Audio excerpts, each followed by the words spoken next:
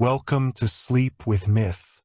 Close your eyes and let the world fade away. Tonight we drift beyond time, where gods dream and stories remember their light. There was a night before nights, a hush so complete that even the thought of sound lay sleeping. In that hush, where darkness pooled like deep water and time had yet to learn the art of moving, something small trembled. A single ember, the first warmth hidden inside the cold. No one knew who had placed it there. Perhaps the void itself, lonely and tired of its own perfection, folded its palms and kept a tiny ache like a secret.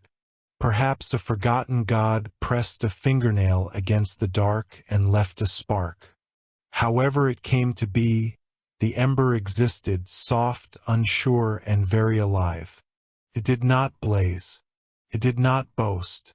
It only glowed in a color that the world to be would one day call red. And its glow was a question. What am I? What is this ache beneath my light? It listened for an answer and heard nothing. Silence was the only companion. The vast, starless silence that wraps a sleeping child. The patient, endless silence that pretends to be a wall and is really a door. So the ember did the only thing a first thing can do. It felt.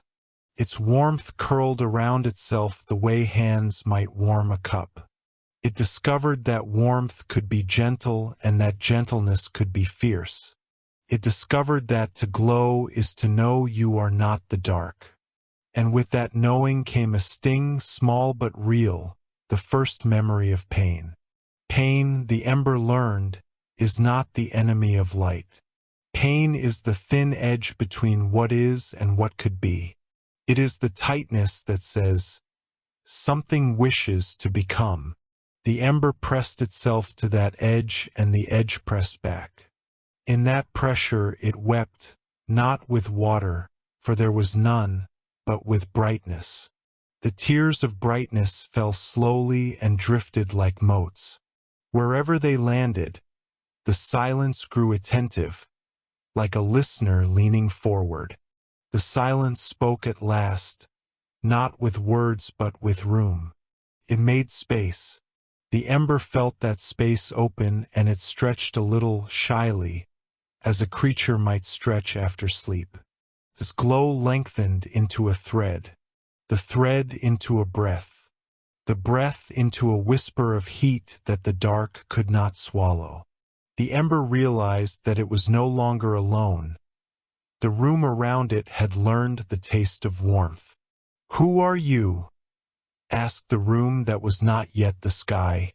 "I am the ache that remembers," said the ember without knowing how it knew. "I am the tiny yes inside the no." The room considered this. It tried on the shape of horizons and liked them. The ember's glow sketched the first outlines. A curve that might one day be a hill, a fold that might one day be a hand. But these were only dreams, and dreams need breath. The ember tried to breathe more deeply and found the edge again. The place where pain becomes a bridge. It crossed that bridge and left a thin trail of warmth behind. A path no foot had made and yet a path all the same. With each breath, the ember learned to name itself by feeling. Want, soft, careful, tender, rose from its brightness.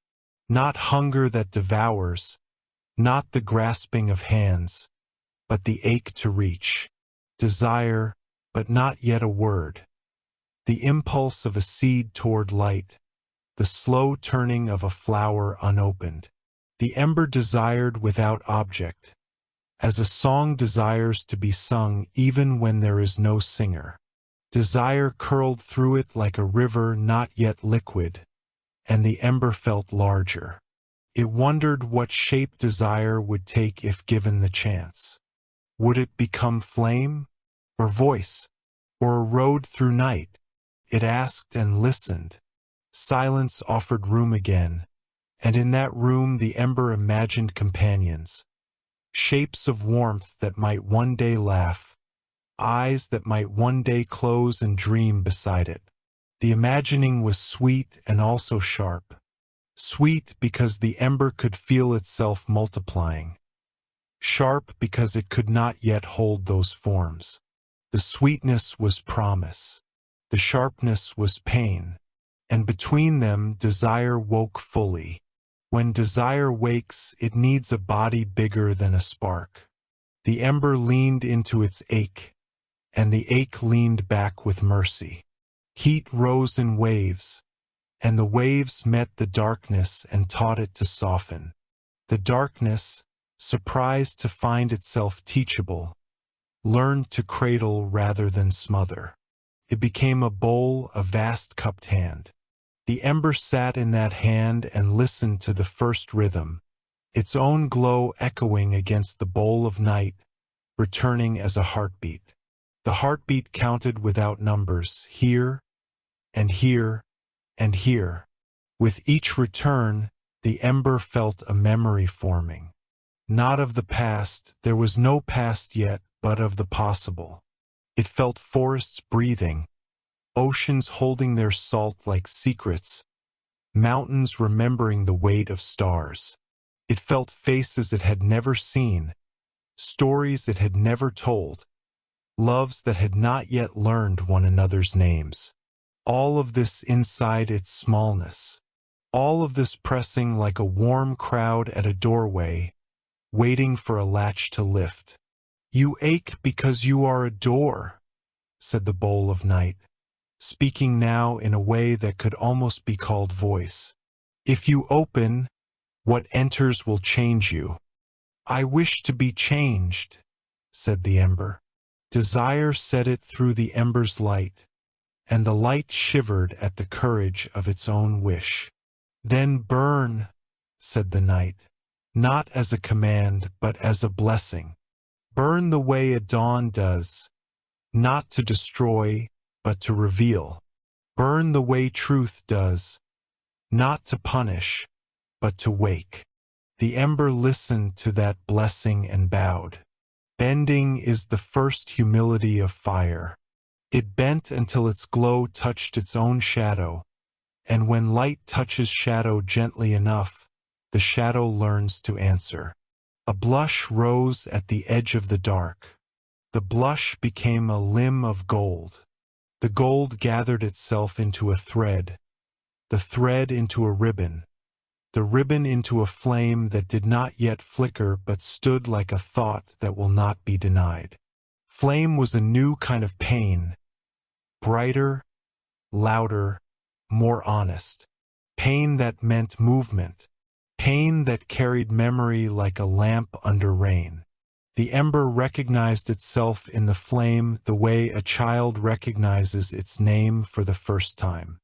It wanted to rise, to lift, to speak the ache that had burned so quietly. The bowl of night widened to let it grow. In that widening, the first winds woke. They were not cold. They ran their fingers through the flame and found they did not harm it. They taught it to dance. Dancing, the flame learned rhythm. Rhythm braided itself into heat. Heat braided itself into color. Color braided itself into the first faint sound, so soft you would have to close your eyes to hear it. A hum, low and patient, as if the flame were singing to the night. "I am here. I am here." The hum threaded through the silence, and the silence, thrilled by the company, shivered. That shiver made room for more threads. The flame listened to its own song and realized that its pain had changed again. It was no longer the ache of smallness, but the ache of promise. To promise is to stand before a door and say, "There is more." Desire leaned into promise and the hum rose, from thread to stream, from stream to river, from river to a soft tide that kissed the horizon the ember had drawn long ago. As the tide of sound moved, a figure appeared at the edge of the flame. Not separate, not other, but the flame's own reflection learning to walk. It had the shape of warmth standing upright, the suggestion of hands that could cup light, the hint of a face that could listen. This was not yet a god and not yet a person. It was the first listener, the one who would give the flame its name by hearing it. The listener placed a palm near the heat, not touching, and felt the pain that is also tenderness. Tears gathered at the listener's eyes, not from hurt, but from understanding. "What do you want?" the listener asked, in the first true question ever spoken. "To belong," said the flame, "to be held without being dimmed, to enter and not be feared." The listener nodded. "Then you must learn the language of what you burn. You must learn to remember pain without becoming it." "How?" "By breathing with those who will one day warm themselves by you." The listener lifted the other hand and made a small circle in the air. Into that circle the flame sent a sigh. The sigh became a spark, and the spark became a star. Not far away in a cold firmament, but near, like a lantern hung at a threshold. The star looked at the flame the way a pupil looks at a teacher and the way a child looks at a parent, with wonder that wants to learn. "Teach me to want gently," said the star. And so the lesson began. The flame showed the star how to rest inside its own glow, how not to rush, how to keep company with darkness without giving it the last word. The star practiced stillness until stillness became shine. Its shine was quiet, not the roar of a wildfire, but the breath of a candle beside a sleeping bed. The flame watched and remembered the ember it had been, the smallness, the weeping, the courage to glow anyway. It blessed the memory and kept it. "Desire," the listener said, "is not a hunger for everything. It is a vow to something." "To what?" asked the flame. "To the becoming of what is loved." The flame listened to that and felt a widening so gentle it almost didn't notice. Around it, more stars learned to breathe. They took their places like notes on a staff, and the hum the flame had begun braided with them into harmony. Harmony woke the first currents in the dark, and the currents carried seeds of warmth. Where the seeds settled, they dreamed. Where they dreamed, they became. Small fires in far chambers, hearths in worlds not yet built, lamps in houses not yet raised, each a promise, each a vow. But every vow is tested. From the bowl of night there rose a shadow that was not absence but question. What will you do when pain returns, not as memory but as demand? The shadow did not hiss or threaten. It only asked, and its asking drew the flame's light long, like a candle stretched by wind. "I will remember," said the flame, "that pain was my teacher, that it drew me from silence into voice. I will not turn it into a weapon. I will let it be a door." The shadow bowed, satisfied for now, and took its place as a boundary rather than an enemy. The flame understood that boundaries give shape the way shorelines give the sea a place to sing. It accepted the shadow's gift and burned a little clearer. Far off, though distance was still learning what it meant. A shore gathered itself out of dark. Waves, which were really breathing made visible, pressed their quiet upon that shore and left behind a lace of light. A figure stood there, watching, a future traveler who would carry coals in a clay bowl, a guardian of kitchens and winter rooms.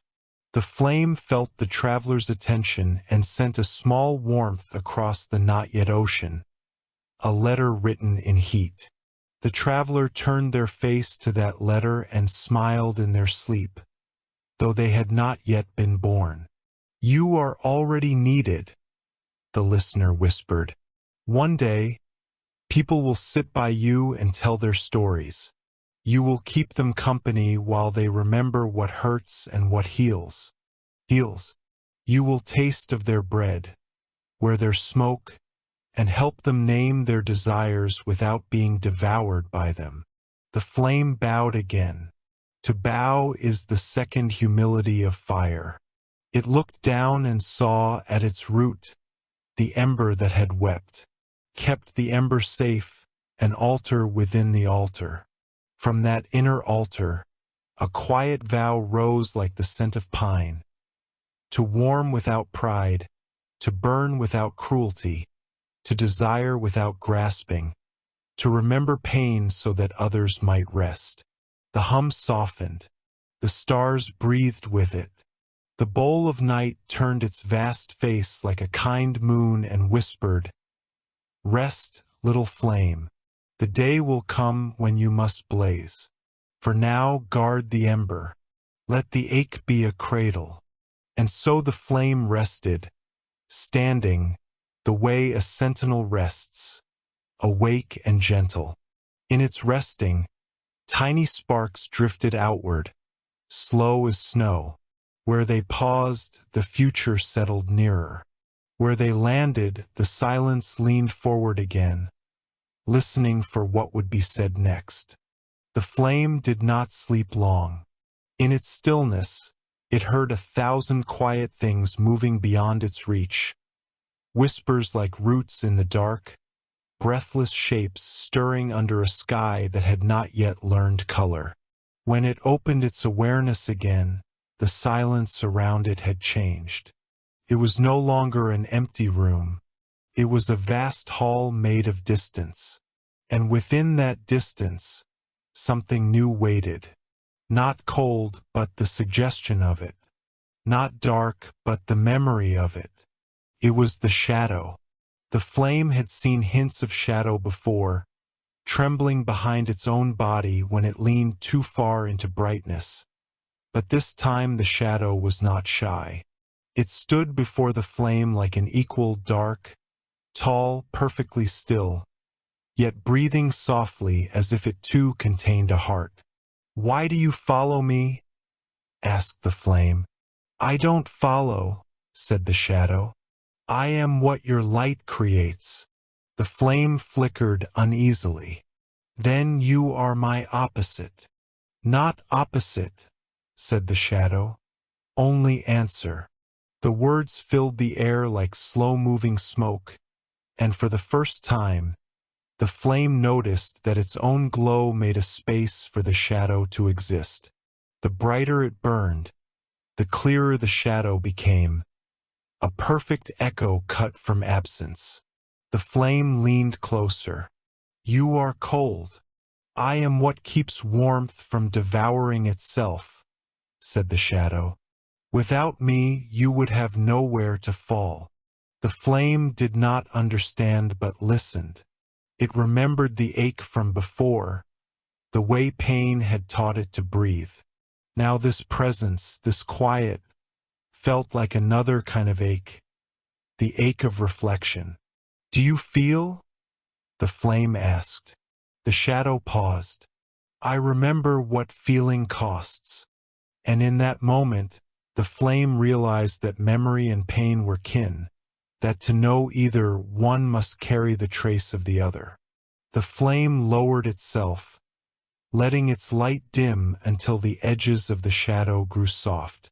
The air between them thickened, and something unspoken passed. An understanding, fragile as a candle flame in wind. The shadow spoke again. "You think desire is only reaching toward what warms you.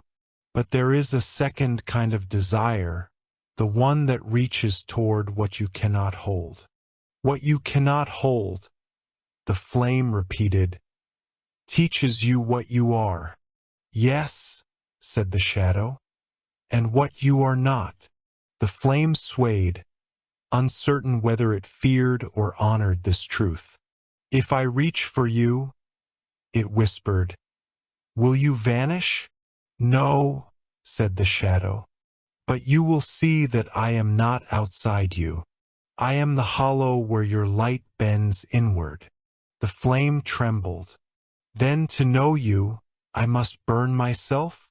To know me, said the shadow, you must listen. And so the flame listened. It listened not with its light but with its silence, the way heat listens for the air that feeds it. Slowly, beneath its own hum, it heard the rhythm of its shadow's breath. It was not empty. It pulsed with calm, slow and deep, like the sea that would one day cradle moons. Within that rhythm, the flame learned something sacred, that to exist is to be met, and to be met is to be changed. Its light softened. No longer did it stretch to fill every corner. It began to dance and balance, letting darkness share the room. The air shimmered not from fire, but from understanding. The shadow moved closer, its edges blurring where the flame's glow touched it. Now you begin to remember, it said. You were never only heat. You were the place where ache became beauty. What if I burn too much? Asked the flame. Then remember me, the shadow replied. I am your resting place. The flame bowed. To bow is the third humility of fire. From that bow sparks rose. Each spark carried both light and shade, tiny worlds of balance. They drifted upward and became constellations the future would name as love, sorrow, longing, and peace. The shadow smiled, though smiling was only a feeling of shape, not of mouth. Every spark that carries you will learn to ache. That is how creation remembers its beginning. The flame felt no fear, only reverence. Then pain is not a wound? No, said the shadow. It is the echo of becoming. The night around them deepened. The flame burned softer now, its heart golden rather than red. The shadow curled around it like a guardian.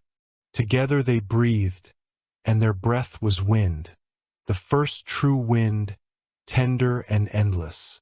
That wind carried the sound of their union, a whisper older than language, softer than prayer. To desire is to be undone and remade. And the world listened. The seas below turned in their sleep. The mountains stirred. Even the silence smiled, for silence had birthed them both. The flame leaned into its shadow, and the shadow folded into the flame. Not to end, but to begin again in balance. The wind had carried them far, the flame and its shadow, entwined in their silent vow. They did not know where they were going, for direction was not yet born. There was only movement, and movement was faith. When the wind quieted, the flame rested on a still horizon. Around it lay the ashes of unspoken things, remnants of what the flame had touched without meaning to.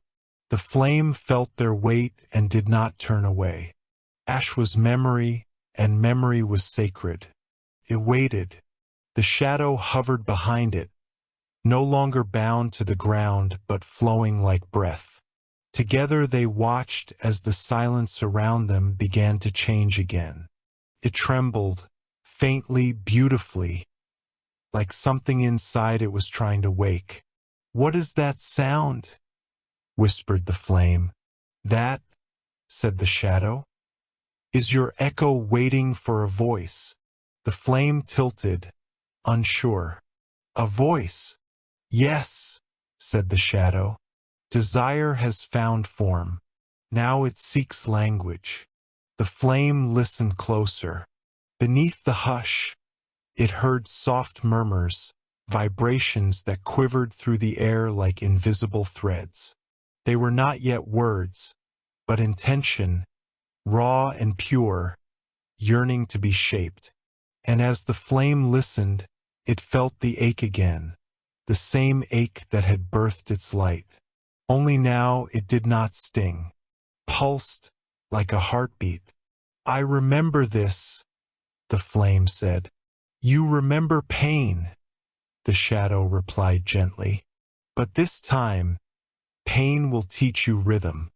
So the flame began to hum.at first.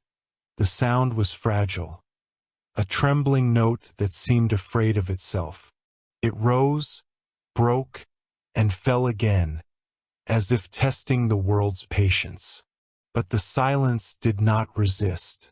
It leaned in, curious. The hum returned, steadier now, and something wondrous happened. The darkness around the flame began to glow in response. Shapes formed where there had been none, curves and spirals, like invisible music made visible. The shadow smiled. You see, even the void longs to listen. Encouraged, the flame lifted its voice higher. The hum became tone. Tone became word. The first word was not a command or a name. It was a confession. I am. The world paused. The silence, startled and moved, bowed its head as if in reverence. The stars flickered, not out of fear, but recognition. For in that moment, existence had declared itself aware. The flame repeated softly, I am, and with each utterance, new ripples spread outward, waves of sound and light weaving together like threads of gold. The universe began to sing. The flame closed its eyes. This is what pain was teaching me. Yes, said the shadow. Pain gives shape to the breath that becomes voice. And when you speak, you share your ache with the world, and the world becomes less alone.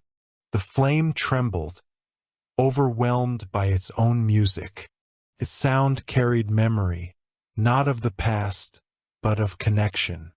Everywhere the echo traveled, new warmth awoke. Small fires flickered to life in distant darknesses, answering the call. They sang back, softly at first, then louder, until the night was filled with a chorus of tiny lights, each voice unique, yet bound to the same pulse, the heartbeat of the first flame. Listen, said the shadow. You are no longer alone. The flame looked around in wonder. Are these my children? They are your reflections, the shadow said, each born of your sound, yet each will carry its own ache. You have given them not your fire, but your remembrance. The flame's voice grew tender.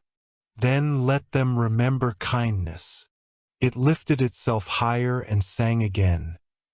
This time slower, softer, the tone warm as dawn. Its song poured like water over the ashes that lay beneath it. And where the ashes drank the sound, green began to grow.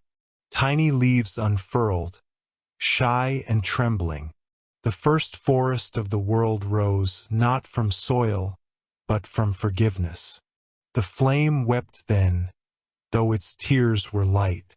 I did not know words could heal. Every word, said the shadow, is a bridge built from what once hurt. The flame turned to the shadow, voice quieter now. But if I speak too much, will I burn away my silence? The shadow shook its head. Silence is not lost when sound is born.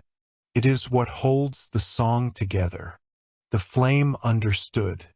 It bowed again, the fourth humility of fire. Around it, the new forest shimmered, the leaves whispering back the flame's melody in gentle echoes. The flame smiled through its glow. Then I will keep singing until everything that aches can answer. Be careful, said the shadow softly. The more you are heard, the more you will be needed. I was born to be needed. The wind returned, not wild, but carrying purpose now. It lifted the flame's song and scattered it far across the sky. Wherever it passed, hearts would one day feel warmth and longing and call it love. The shadow followed the song's trail until it vanished into the horizon. "Go," it whispered. "Teach them that to speak is not to conquer, but to remember." The flame's final whisper echoed into the dawn. "Let every word be a kind fire." And as the first light touched the horizon, silence, ancient and smiling, closed its eyes. There came a night when the flame could no longer sing. Its voice, once golden and boundless, trembled into silence.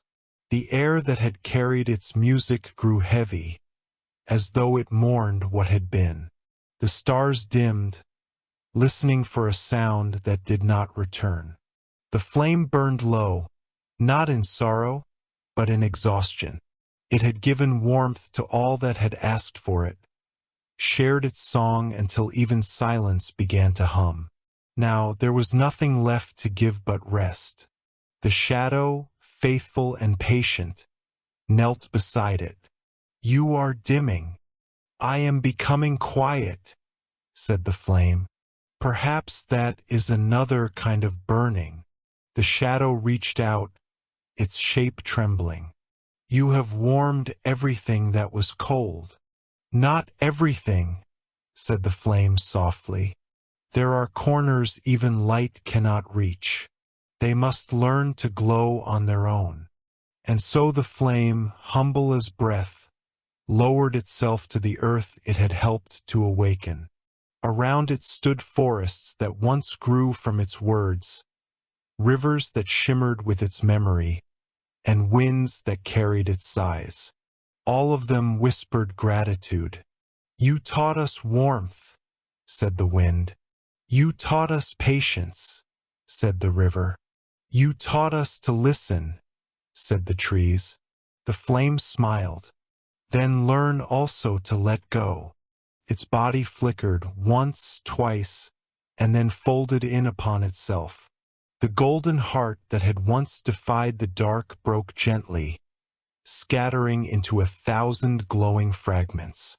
Where they fell, the ground shimmered with faint embers, small, steady, waiting. The shadow bowed deeply. "Is this your end?" The wind carried the flame's final whisper. "There are no ends, only transformations." And then silence returned. For a long time, there was only stillness. The air cooled. The stars held their breath. The places where the flame had fallen darkened into ash, soft, silver, and strangely alive. Ash is not death. Ash is the body of memory, the last translation of fire. The shadow, now alone, sat within that sea of ash and began to listen. It expected emptiness, but instead heard a faint pulse. The heartbeat of what the flame had left behind came from everywhere, from the wind brushing through the forest leaves, from the water humming against the shore, from the soil that remembered the warmth of light, and from deep within the ash itself. A whisper answered the silence. "I dream." The shadow stirred. "Who speaks?" "I do," said the voice, fragile as breath but warm as dawn. "I am what remains when desire has finished its song." "You are the ash," said the shadow. "Yes," replied the voice, "but I am also its dream." The ash began to shimmer faintly, like dust catching unseen light. The flame burned to give life to others. But in its quiet, I have found something it did not yet know, that what is given does not disappear. It changes form and waits to return. The shadow bowed. "Then you are the memory of becoming." "And more," said the ash. "I am the seed of return." Slowly, from the heart of the ash, A faint red glow began to bloom that it did not rise as flame, nor spread as fire. It unfolded inward, like warmth remembering itself. The light pulsed through the ash, gentle and patient, until the ground breathed again. Every grain of ash was alive with a tiny memory, of kindness, of pain, of the vow to warm without pride. They began to hum softly, 1,000 whispers weaving into one great sigh that touched the horizon. The shadow felt tears, not of sorrow, but awe. So this is what comes after fire. This, said the ash, is renewal. The light grew brighter, but not fierce. It glowed as if it had learned restraint that in its center, something began to form. A new ember, but different from the first. This one carried not just heat, but wisdom. Its pulse was slow, its color deep. It did not hunger to burn. It waited to understand. "Do you remember the flame?" asked the shadow. "I remember its ache," said the ember, "and its song, and its vow. Will you become it again?" The ember hesitated. Perhaps, but not yet. To rush would be to forget. Even fire must rest before it rises. The shadow smiled, a gesture learned from light. "Then I will guard your dreaming." And so time, newly born, newly real, began to pass. The world exhaled, cooled, and grew soft. Stars hung above like patient witnesses. The ember slept in its bed of ash, dreaming not of conquest, but of gentleness. And in that dreaming, new possibilities took root. A spark that would one day be love, a sigh that would one day be hope, a pulse that would one day be heart. The shadow whispered, "You will rise again." The ember replied in its sleep, "Only when the world needs warmth, not fire." Then the silence, that eternal midwife of creation, wrapped them both and held them close. And the night, filled with memory, began once more to breathe. The ember slept for what might have been eternities. Time had begun to move now, and with it came rhythm, the quiet rise and fall of the world's new breath. Mountains exhaled mist, oceans inhaled starlight. Even the silence itself began to pulse, like a lung remembering how to live. And in that breathing, the ember stirred. It did not wake in flame, but in warmth. A pulse, slow, deep, alive, passed through it. It realized the world was breathing with it. "Who are you?" whispered the wind that moved between the trees. "I am what remembers," said the ember, "and what will one day rise." The wind swirled gently around it. "Then let me carry you."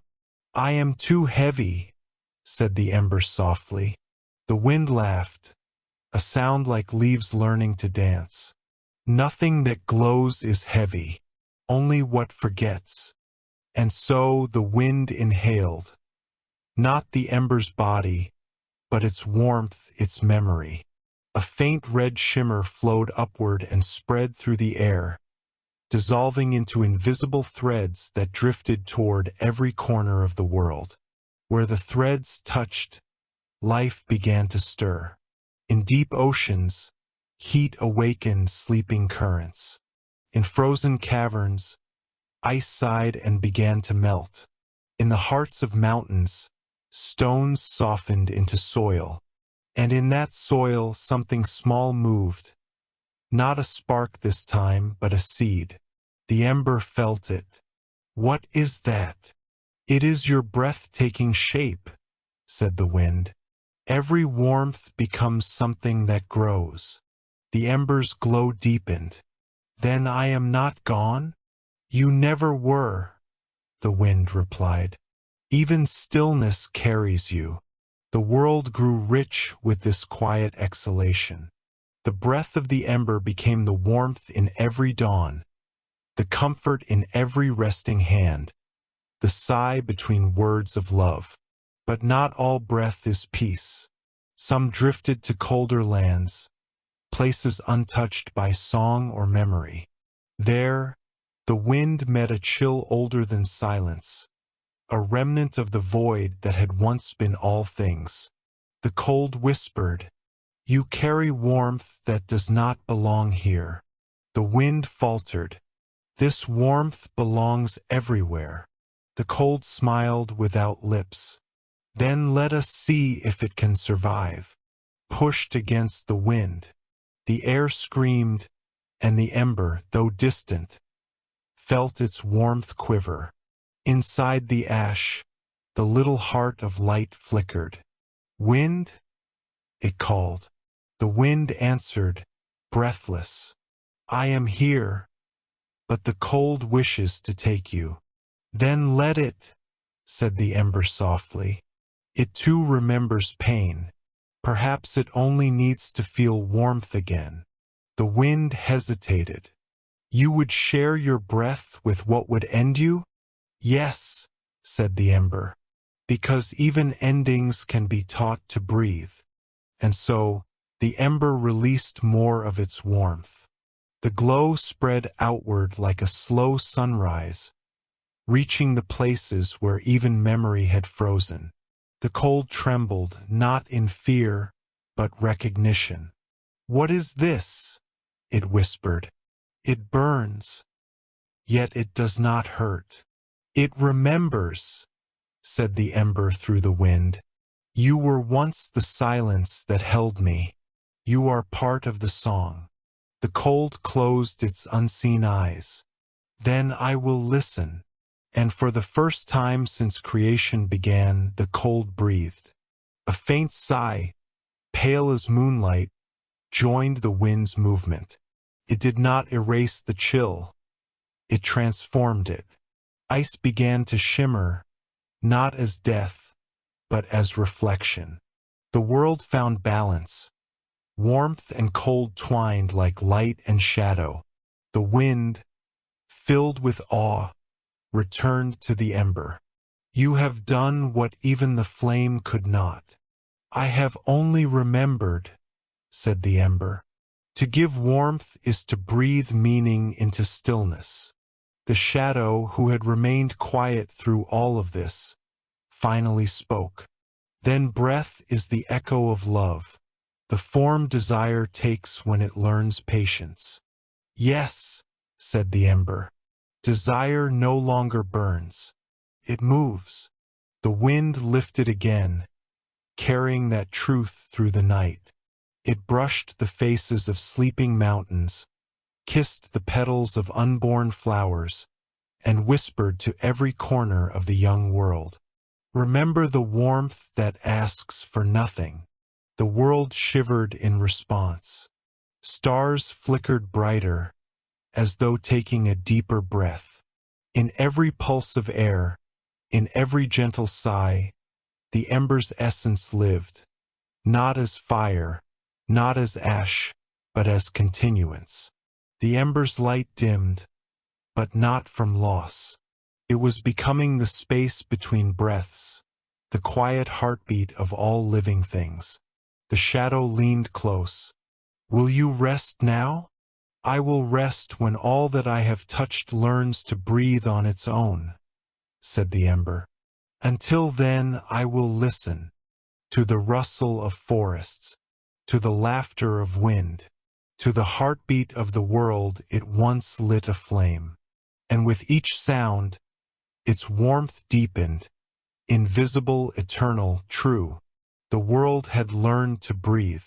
Mountains sighed with mist, oceans whispered in rhythm, forests murmured in the quiet dialect of leaves.